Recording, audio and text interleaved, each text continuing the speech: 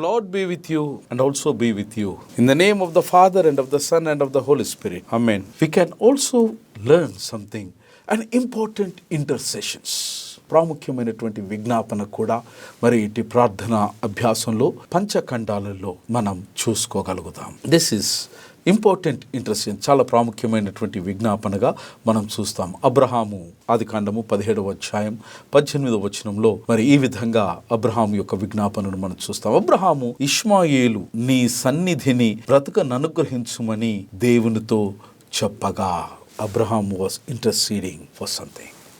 ప్రార్థన పంచఖండాలు మనకు నేర్పించేటువంటి పరమ సత్యం ఏంటంటే, ప్రార్థన అనేది it's not only a one way. It's not only for I, me and myself. Prayer is also meant to intercede for others. It has become our bounden duty.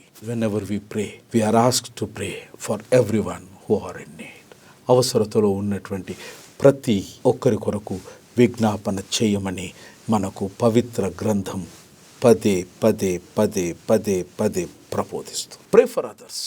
ఎవరి కొరకు ప్రార్థన చేయాలి అని అంటే, భౌతికంగా మనకు అంటుకొని ఉన్నటువంటి వారి కొరకు మాత్రమే కాదు, ప్రార్థించడానికి ఆకాశము కింద అర్థనాదము చేస్తున్న ప్రతి ఒక్కరూ అర్హులే. కులము, మతము, ప్రాంతము, భాష, విశ్వాసము అనేటువంటి ఏ భేదభావము లేకుండా కష్టములో ఉన్న వారి కొరకు ప్రార్థన చేయుట క్రైస్తవుని యొక్క కర్తవ్య ధర్మం. అది యేసును వెంబడించి, యేసు విశ్వాసాన్ని విశ్వసించి, యేసును ప్రకటించే ప్రతి క్రైస్తవ క్రీస్తు యొక్క ప్రార్థన కార్యకర్త ప్రార్థింపబద్ధుడై ఉన్నాడు.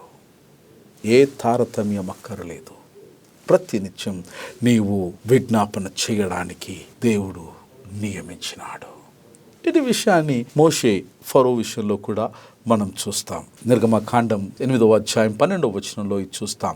మోషే అహరోనులు ఫరో యుద్ధ నుండి బయలు వెళ్ళినప్పుడు యెహోవా ఫరో మీదికి రాజేసిన కప్పల విషయంలో మోషే అతని కొరకు మొర్రపెట్టగా, పగవాని కొరకు కూడా ప్రార్థన చేసే ఒక పరిణితి కలిగిన, ప్రత్యేకత కలిగినటువంటి విశ్వాస సమాజం మనది.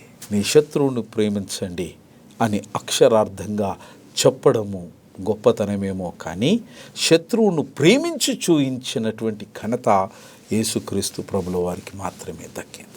ఇక్కడ మోషే ఫరో అన్ని సంవత్సరాలుగా తన ప్రజలను బాధించి హింసించి ఆకాశము కింద చెయ్యరానటువంటి ప్రతి విధమైనటువంటి నేర హింస ప్రవృత్తి వారి పట్ల అవలంబించినప్పటికీ ఫరో పడుతున్న బాధను చూడలేక మోషే యెహోవా సన్నిధిలోనికి వెళ్ళి ఫరోను కనికరించమని ప్రార్థించినాడు. ఆ విధంగానే 9వ అధ్యాయం 33వ వచనంలో కూడా మనం చూస్తాం. మోషే ఫరోను విడిచి ఆ పట్టణం నుండి బయలు వెళ్ళి యెహోవా వైపు తన చేతులెత్తినప్పుడు ఆ ఉరుములను వడగండ్లను నిలిచిపోయెను, వర్షము భూమి మీద కురియుట మానెను. 10వ అధ్యాయము 18వ వచనం. అతడు ఫరో యుద్ధ నుండి బయలు వెళ్ళి యెహోవాను వేడుకొనెను.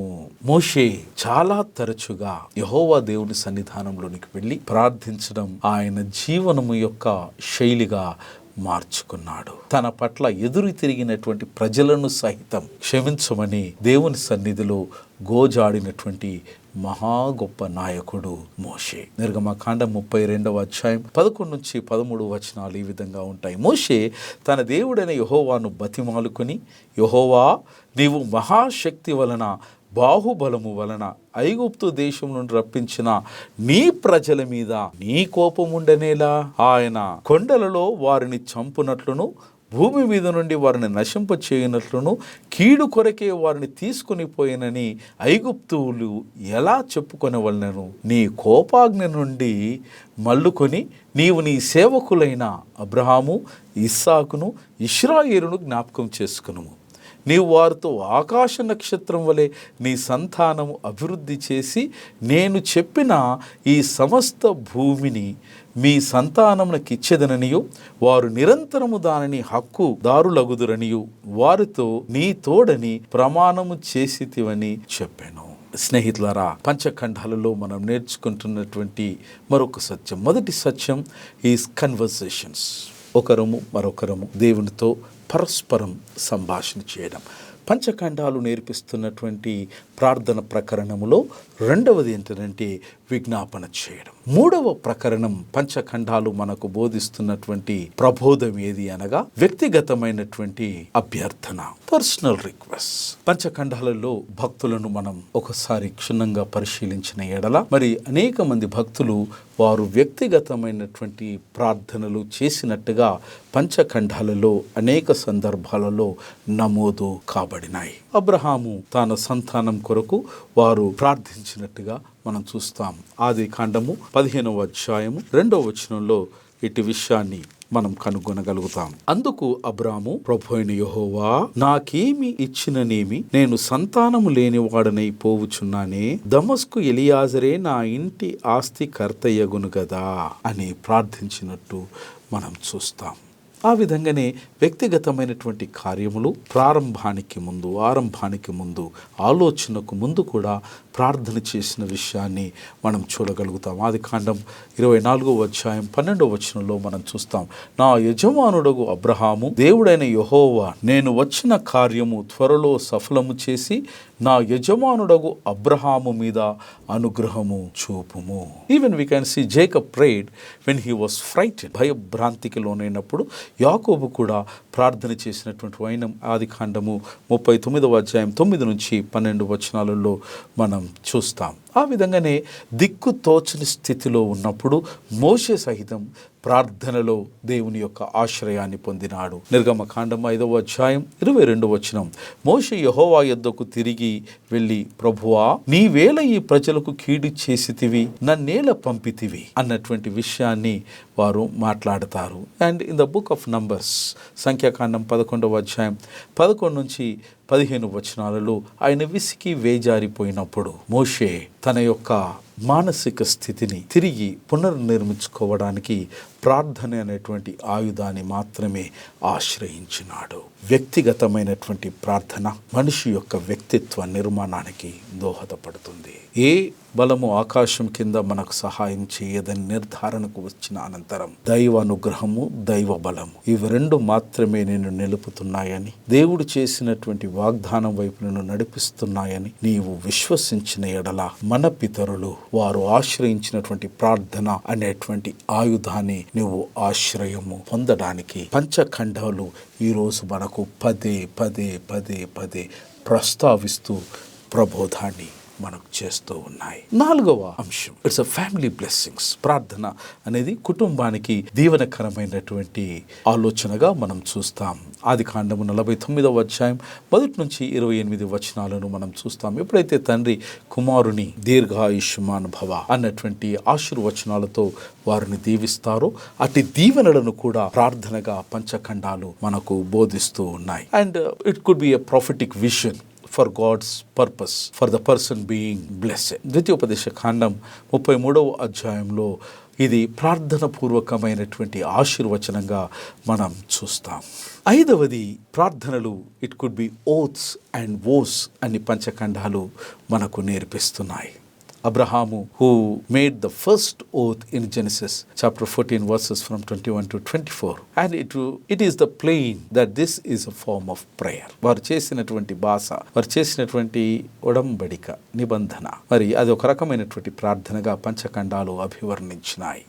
తర్వాత యాకోబు ఆది కాండం 28వ అధ్యాయం 20 నుంచి 22 వచనాలలో కూడా ఈ చేసేటువంటి ఒడంబడికను ప్రార్థనగా పంచఖండాలు మనకు నేర్పిస్తూ ఉన్నాయి. ద్వితీయోపదేశ కాండం 32వ అధ్యాయం 40వ వచనంలో కూడా ఇటు విషయాన్ని మనం చూడగలుగుతాం. ఇటు ప్రార్థనను మనం ఈ విధంగా చేసేటువంటి భాష, ఒడంబడికను మనం చూస్తాం. 6వది త్యాగపూరితమైనటువంటి ప్రార్థన, sacrificial prayer. Prayer is closely connected with the sacrifice in the Pentateuch. పంచఖండాలలో ప్రతి ప్రార్థన ఏదో ఒక బలికి సంబంధించినటువంటి అంశముగా మనం చూస్తాం. ఆది కాండము 14వ అధ్యాయం 4వ వచనంలో మనం చూసిన ఎడల, తాను మొదట బలిపీఠము కట్టిన చోట చేరెను, అక్కడ అబ్రహాము యెహోవా నామమున ప్రార్థన చేసెను. బలిపీఠము కట్టిన తర్వాత ప్రార్థన చేసిన అనంతరం అట్టి ప్రక్రియలో బలి అర్పించడం అనేది ఆది కాండం మనకు నేర్పిస్తున్నటువంటి సత్యం. అలాగే 26వ అధ్యాయం 25వ వచనం ఆది కాండము నుంచి అక్కడ అతడు ఒక బలిపీఠము కట్టించి యెహోవా నామమున ప్రార్థన చేసి అక్కడ తన గుడారము వేసెను. అప్పుడు ఇస్సాకు దాసులు అక్కడ బావి తవ్విరి. బలిపీఠము కట్టించి యెహోవా నామమున ప్రార్థన చేసి వారు గుడారాన్ని వేసుకున్నారు. ప్రార్థన, బలి అర్పణ, ఇవి రెండూ కూడా they go hand in hand. విడదీయరానటువంటి బంధముగా పంచఖండాలు మనకు నేర్పిస్తున్నాయి. భక్తుని యొక్క ప్రార్థన, దేవునికి ప్రీతి పాత్రమైనటువంటి కుమారుని యొక్క బలి అర్పణ, ఇవి రెండు కలిస్తే పరిపూర్ణమైనటువంటి ప్రార్థనగా మారుతుంది. It's a total submission to his will. బలి అర్పణ అనేది దేవుని యొక్క సంపూర్ణమైనటువంటి అభిష్టానికి సాదృశ్యంగా నిలుస్తుంది. క్రైస్తవ జీవితానికి ప్రార్థన అనేది ఒక బలమైనటువంటి పునాది రాయి. క్రైస్తవుని యొక్క ఆధ్యాత్మిక జీవితం ఇటు ప్రార్థన అనేటువంటి పునాదిపై స్థిరపరచబడి ఉన్నదన్నటువంటి సత్యాన్ని తరతరాలుగా యుగయుగాలుగా మన పితరులు, భక్త గ్రేసరులు, పరిశుద్ధులు వారి యొక్క జీవనం ద్వారా మనం నేర్చుకుంటున్నటువంటి ప్రతి తరానికి పునరావృతమవుతున్నటువంటి ఒక చారిత్రాత్మకమైనటువంటి సత్యం. ఇటు విషయంలో దేవునిని ఆరాధిస్తూ ఉన్నప్పుడు తెలుగు క్రైస్తవ కీర్తనల పుస్తకంలో నుంచి ఒక అద్భుతమైనటువంటి సంగీతం మనం అనేక సందర్భాలలో ప్రార్థన గురించి ఆలోచించినప్పుడు ఇటు సంగీతం ద్వారా దేవుని కీర్తిస్తాం, ఆలపిస్తాం. ఓ ప్రార్థన సుప్రార్థన, నీ ప్రాభవంబున్ మరతునా, నా ప్రభువున్ ముఖాముఖిన్ నే ప్రణుతింతు నీ ప్రభన్, నా ప్రాణమౌ సుప్రార్థన, నీ ప్రేరణంబు చేతనే కదా, నీ ప్రేమ ధార గ్రోలుడు ఓ ప్రార్థన సుప్రార్థన అన్నటువంటి విషయాన్ని మనం అత్యంత భక్తి శ్రద్ధలతో దేవునిని ఆరాధిస్తూ ఈ ప్రార్థనను దేవుని చెంతకు నివేదిస్తాం. ప్రార్థన యొక్క ప్రాముఖ్యమైన విశేషత పరిశుద్ధ గ్రంథం అంతట్లో కూడా ఆది కాండము మొదలుకొని ప్రకటన గ్రంథం వరకు అణువణువున ప్రత్యక్షంగా అనేక సందర్భాలలో పరోక్షంగా సహితం ప్రార్థనను కూర్చినటువంటి విషయం పరిశుద్ధ గ్రంథం మనకు ప్రబోధించటం మనం నేర్చుకుంటాం. అట్టి ప్రార్థనలో ఉన్నటువంటి మహత్యమును ఒక సామాన్యమైన సగటు ఆధ్యాత్మిక క్రైస్తవ విశ్వాసిగా పలు సందర్భాలలో సంకీర్తనలకు మన జీవితం యొక్క అనుభవానికి, అనుభూతికి విడదీయరానటువంటి ఒక ఘనమైనటువంటి సంబంధం నెలకొని ఉండటం, దానిని ఎవ్వరము కూడా మనలో నుంచి సంకీర్తన యొక్క అనుభూతిని, అనుభవాన్ని, ఆశ్వాసనాన్ని వీడదీయటం అనేది బహుశా క్రైస్తవుని యొక్క జీవితంలో అది సాధ్యము కాదని చెప్పకనే చెబుతాం. ప్రతి ఒక్కరం సంకీర్తనను చదవడానికి మక్కువ చూపిస్తాం. ఇట్టి సంకీర్తన లేదా కీర్తనల గ్రంథం దాదాపు ఇది రచించడానికి లేదా గ్రంథస్థం చేయడానికి సుమారుగా 1000 సంవత్సరాల కాలం పట్టి ఉంటుందన్నది బైబిల్ పండితుల యొక్క నమ్మకం. ఇటు సంకీర్తన లేదా కీర్తనల గ్రంథం ఇది ఇశ్రాయేలు జనాంగానికి వారు దేవదేవుని మందిరములో లేదా సినగోగులో ఆరాధిస్తూ ఉన్నప్పుడు ఇటు కీర్తనల పుస్తకాన్ని వారు ఆలపించినటువంటి ఆనవాలు పరిశుద్ధ గ్రంథంలో కోకొల్లలుగా మనకు కనబడతాయి. నేటి దినానికి కూడా కీర్తనల పుస్తకాలు మన ప్రతి ఆరాధనలో ఉండటం సంప్రదాయమైనటువంటి సంస్కృతిగా మనం చూస్తూ ఉన్నాం. ఈ కీర్తనల గ్రంథం లేదా దీనిని సాధారణంగా సంకీర్తన అని ప్రబోధించవలసినటువంటి అవసరత ఉన్నదని జ్ఞాపకం చేస్తూ ఈ 66 గ్రంథాలలో ప్రొటెస్టెంట్ విశ్వాసుల యొక్క ప్రామాణిక గ్రంథమైనటువంటి బైబిల్లో సంకీర్తన గ్రంథం లేదా కీర్తన గ్రంథం అత్యంత పెద్ద పుస్తకముగా మనం చూస్తూ ఉన్నాం. ఈ కీర్తనలు రమారమిగా 150 సంకీర్తనలు, బైబిల్లో ఉన్నటువంటి సంకీర్తనలు అనేకమైనటువంటి విషయాల యొక్క మిళితమైనటువంటి గ్రంథం. ప్రాముఖ్యంగా మానవుని యొక్క జీవితం యొక్క అనుభవాలను, మానవుని యొక్క అనుభూతులను, భావోద్వేగాలను, ఒకటి జీవిత అనుభవము, రెండవది మానవుని యొక్క అనుభూతులు, భావోద్వేగాలు, ఈ రెండిటిని కూడా గ్రంథస్థము చేయబడి సామాన్యమైనటువంటి మానవుని యొక్క హృదయానికి అతి సమీపముగా అన్వయించుకొని ఆదరణ పొంది ఆది దేవుని యొక్క ఆశ్వాసనము నా కొరకే అన్నటువంటి ఆ ప్రగాఢమైనటువంటి నమ్మకం లేదా విశ్వాసాన్ని కల్పించడంలో ఈ సంకీర్తనలు అత్యంత క్రియాశీలకమైనటువంటి పాత్రను మానవుని యొక్క జీవితంలో పోషిస్తుందని చెప్పడంలో బహుశా ఈ అనుమానం మనకు అవసరము లేదు. సంకీర్తన మనకు నేర్పిస్తున్నటువంటి ప్రధానమైనటువంటి విషయాలలో దేవుని పట్ల భక్తుని యొక్క ప్రేమను అది మనకు కనపరుస్తూ ఉంది. We all love God and we have our own ways of expressing our love unto the Creator. In a similar way, సంకీర్తనలు గ్రంథస్థం చేసినటువంటి భక్తులు కూడా వారు తమ ఆరాధిస్తున్నటువంటి ఆది దైవము పట్ల తమకు కలిగినటువంటి అనుభూతులను, వారు తన్మయము చెందినటువంటి దేవదేవుని యొక్క కరుణారసములో అక్షర రూపాన్ని ఇచ్చే ప్రయత్నమే ఇట్టి సంకీర్తనల యొక్క రూపం, అక్షర రూపం. రెండవది, సంకీర్తనలో మనం నేర్చుకునేది ప్రార్థించేటువంటి విధానం. How to pray. One is to express our love unto the divine. Second one, the psalms teaches us how to pray. ఏ విధంగా ప్రార్థన చేయాలి, ప్రార్థన చేసేటువంటి పద్ధతి, ప్రార్థన యొక్క ప్రకరణములు, ప్రార్థనకు కావలసినటువంటి విషయమును గూర్చినటువంటి అవగాహనను ఈ సంకీర్తన మనకు నేర్పిస్తాయి. మూడవది, హౌ టు వర్షిప్ గాడ్. దేవుని ఏ విధంగా ఆరాధించాలి. ఈ మూడు విషయాలను చుట్టూ ఈ సంకీర్తనల యొక్క సమాచారం భ్రమిస్తూ దేవుని చుట్టూ పరిభ్రమిస్తూ ఉంటుంది. ప్రతి క్రైస్తవుడు ఇటు సంకీర్తనల యొక్క అభ్యాసం వలన అత్యధికమైనటువంటి ఆశీర్వాదాలు పొందినాడు, పొందుతూ ఉన్నాడు, నిత్యము పొందుతూనే ఉంటాడు అన్నటువంటి విషయంలో ఒక యథార్థమైనటువంటి సత్యము దాగి ఉంది.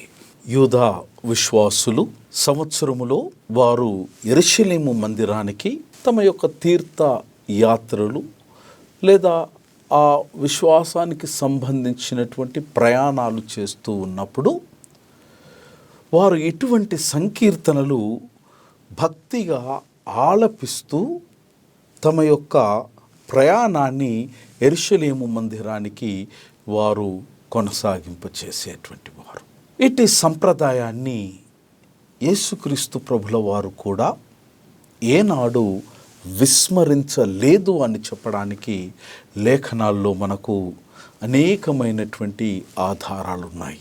అందులో ప్రాముఖ్యమైనటువంటి ఆధారం యేసుక్రీస్తు ప్రభుల వారు మరి చివరి రాత్రి భోజనము చేసిన అనంతరం ఆ మేడ గది పైన ఉన్నటువంటి అనుభవంలో వారు కీర్తనలు పాడుతూ మరి వారు దేవుని ఆరాధిస్తూ అటు చివరి రాత్రి భోజన అనుభవములో తమ పితరుల నుంచి వచ్చినటువంటి ఆ గొప్ప సాంస్కృతికమైనటువంటి సంప్రదాయాన్ని ఎత్తి పట్టుకున్నటువంటి వైనం మనము మన గురువు, మన ప్రభువు, మన దైవమైనటువంటి యేసుక్రీస్తు ప్రభుల వారి యొక్క ఆచరణలో మనం చూడగలుగుతాం.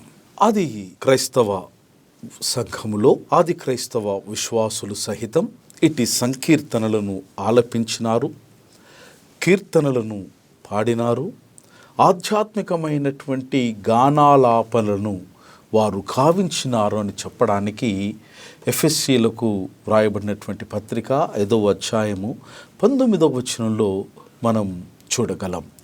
ఒకరినొకడు కీర్తనలతోనూ సంగీతములతోనూ ఆత్మ సంబంధమైన పాటలతోనూ హెచ్చరించుచు మీ హృదయమును ప్రభువును గూర్చి పాడుచు కీర్తించుచు అని కొనసాగుతూ ఉన్నది. పౌలు గారు కారాగారములో ఉన్నప్పుడు అపోస్తుల కార్యం 16వ అధ్యాయం 25వ వచనంలో, అయితే మధ్యరాత్రి వేళ పౌలును సీలయు దేవునికి ప్రార్థించుచు కీర్తనలు పాడుచుండిరి, ఖైదీలు వినుచుండిరి.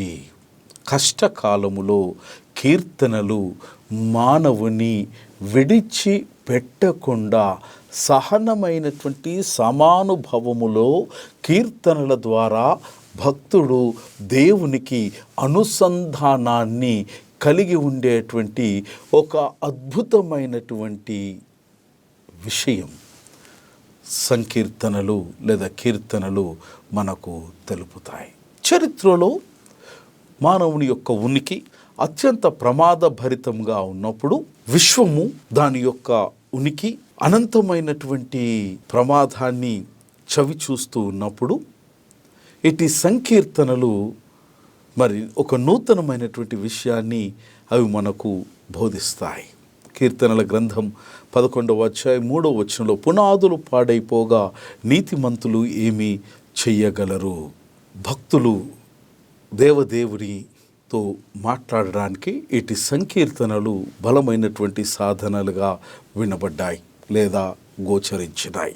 విశ్వాస సమాజంలో దృశ్యముగా అదృశ్యమైనటువంటివి గతాన్ని, వర్తమానాన్ని విశ్వవ్యాప్తంగా సంకీర్తనలను మనము వినిపింప చేయడానికి భక్తునికి సహాయం చేసినాయి. కీర్తన అన్నటువంటి ఈ పదం యొక్క భావం సాధారణంగా ఇంగ్లీష్లో సామ్స్ అని అంటాం, కీర్తనల గ్రంథం అని అంటాం. కానీ వాస్తవికంగా తెలుగులో దీనిని సంబోధించినప్పుడు తప్పనిసరిగా విశ్వాసి సంకీర్తన అన్నటువంటి పదాన్ని సంబోధించడం సముచితం అన్నది పండితుల యొక్క అభిప్రాయం. ఈ సామ్ అనే ఆంగ్ల పదమైనటువంటి psalm is also known as psalter. ఇది దాదాపుగా 150 సంకీర్తనల యొక్క సంకలనం. ఈ 150 సంకీర్తనలు హెబ్రూ విశ్వాసుల ద్వారా ఇవి రచనకు లోనైనాయి, రచించబడినాయి. దాదాపుగా 600 సంవత్సరాల కాలములో ఇట్టి సంకీర్తనలన్నీ కూడా ఒక చోట చేర్చడానికి బహుశా సమయం పట్టి ఉండవచ్చు. Around 1000 BC to 400 BC. Hebrew భాషలో ఇట్టి కీర్తనలు లేదా సంకీర్తనలను టెహిలీం అన్నటువంటి పదం ఆపాదించబడినది. హీబ్రూ భాషలో టెహిలీం అనగా, ఆంగ్ల భాషలో అది సామ్స్, మన తెలుగు వ్యవహారిక భాషలో సంకీర్తన. ఈ అక్షరాల యొక్క భావం ఏంటి అనగా ప్రైజెస్, సమస్తమైనటువంటి స్తుతి, సంపూర్ణమైనటువంటి మహిమ కేవలము మహిమాన్వితుడైన మనుష్య కుమారునికే. ఆంగ్ల పదమైనటువంటి సామ్స్ గ్రీకు పదమైనటువంటి సామోస్ అనేటువంటి పదములో నుంచి ప్రాణం పోసుకుంది. గ్రీకు పదమైనటువంటి సామోస్ యొక్క అర్థము ఏంటి అనంటే, it is a stringed instrument, అనగా వాయిద్యాలు వాయించేటప్పుడు దానికి ఉన్నటువంటి ఒక తీగ లేదా దారము లాంటి దాని నుంచి ఉద్భవించేటువంటి ఒక మధురమైనటువంటి వీణధ్వని. That is called Psalmos in Greek, from where we got the word psalm. Praises అనగా స్తుతి, మహిమ అనేటువంటిది ఈ కీర్తనలకు సరి అయినటువంటి అర్థమిచ్చేది అన్నటువంటి విషయాన్ని మనం చూస్తూ ఉన్నాం. Even in psalms there are different various types of songs. కేవలము ప్రార్థన, కేవలము స్తుతి అన్నటువంటిది కాకుండా ఈ సంకీర్తనలు మానవుని యొక్క జీవన అనుభవానికి అత్యంత సమీపమైనటువంటి విషయం మనం జ్ఞాపకం చేయబడుతూ ఉన్నాం. ఇట్టి సంకీర్తనలో వేదన భరితమైనటువంటి కీర్తనలు ఉన్నాయి. ఇట్టి సంకీర్తనలు ఆవేదన భరితమైనటువంటి నిరాశ నిస్పృహకు లోనైనటువంటి కీర్తనలు ఉన్నాయి. అనంతరము ఇటువంటి వాటిలో నుంచి మానవుడు తేరుకోవడానికి కావలసినటువంటి ఆదరణ, ఆశ్వాసనం, ఆది దేవుని యొక్క ఆడి తప్పనటువంటి వాగ్దాన వాక్కులు ఇట్టి సంకీర్తనలో ఉండటం గమనార్హం. కీర్తనల గురించి యోచన చేస్తూ ఉన్నప్పుడు ఈ కీర్తనల గ్రంథానం యొక్క రచయిత ఎవరు? సాధారణంగా సంప్రదాయబద్ధంగా సామాన్య సగటు విశ్వాసి కీర్తనలన్నీ కూడా దావీదు మహారాజు యొక్క కలములో నుంచి జారు వ్రాలినటువంటి ఆణిముత్యాలు అని మనం ప్రగాఢంగా విశ్వసిస్తాం. దీనికి కారణము లేకపోలేదు. మొదటి సమూయేలు గ్రంథం 16వ అధ్యాయం 16 నుంచి 23 వచనాలు ఎట్టి వాదనకు ప్రాణం పోస్తూ ఉన్నాయి. మొదటి సమూయేలు గ్రంథం 16వ అధ్యాయం 16 నుంచి 23 వచనాలు. మా ఏలిన వాడవైన నీవు ఆజ్ఞేయము, నీ దాసులమైన మేము సిద్ధముగానున్నాము. సితారా చమత్కారముగా వాయింపగల యొక్కని విచారించుటకై మాకు సెలవిమ్మని దేవుని యొద్ద నుండి దురాత్మ వచ్చి నిన్ను పట్టినప్పుడల్లా అతడు సితారా చేత పట్టుకొని వాయించుట చేత నువ్వు బాగుపడుదువని అతనితో ననిరి. సౌలు బాగుగా వాయింపగల యొక్కని విచారించి నా యొద్దకు తీసుకుని రండని తన సేవకులకు సెలవీయగా వారిలో ఒకడు, చిత్తగించుము, బెత్లెహేమీయుడైన యెషయి యొక్క కుమారులలో ఒకని చూచితిని. అతడు చమత్కారముగా వాయింపగలడు. అతడు బహుశూరుడును, యుద్ధశాలియు, మాట నేర్పరియు, రూపవాసియునై ఉన్నాడు. మరియు యెహోవా వానికి తోడుగా నున్నాడనగా సౌలు యెషయి యొద్దకు దూతలను పంపి, గొర్రెల యొద్దనున్న నీ కుమారుడైన దావీదును నా యొద్దకు పంపుమనెను. అప్పుడు యెషయి ఒక గార్ధాబము మీద రొట్టెలను, ద్రాక్షారసపు తిత్తిని, ఒక మేకపిల్లను వేయించి తన కుమారుడైన దావీదు చేత సౌలు నొద్దకు పంపెను. దావీదు సౌలు దగ్గరకు వచ్చి అతని ఎదుట నిలువబడగా అతని యందు సౌలునకు బహు ఇష్టము పుట్టెను. అతడు సౌలు ఆయుధములు మోయువాడాయను. అంతటా సౌలు దావీదు అనుగ్రహము పొందెను కనుక అతడు నా సముఖమందు సేవ చేయుటకు ఒప్పుకొనునని యెషయికి వర్తమానం పంపెను. దేవుని యొద్ద నుండి దురాత్మ వచ్చి సౌలును పట్టినప్పుడల్లా దావీదు సితారా చేత పట్టుకొని వాయింపగా దురాత్మ అతనిని విడిచిపోయెను. అతడు సేదదీరి బాగు ఆయను. అనంతరం సమూయేలు 2వ గ్రంథం 1వ అధ్యాయం 17వ వచనంలో దావీదు మహారాజు కీర్తనలను రచించినాడని చెప్పేటువంటి ఒక ఘనమైనటువంటి ఆనవాలను మనం చూస్తాం. యూదా వారికి అభ్యాసం చేయవలని దావీదు సౌలును గూర్చి అతని కుమారుడైన యోనాతానును గూర్చియు ధనుర్గీతం ఒకటి చేసి దానిని బట్టి విలాపము సలిపెను. దావీదు మహారాజు యొక్క నామధేయము ఇక్కడ లిఖితంబైనటువంటి ఏకైక కారణము చేత సంకీర్తనలన్నిటికీ దావీదుయే గ్రంథకర్త అన్నటువంటి విషయము సామాన్య సగటు విశ్వాసి యొక్క అవగాహనలో అది స్థిరముగా నిలిచిపోయినది.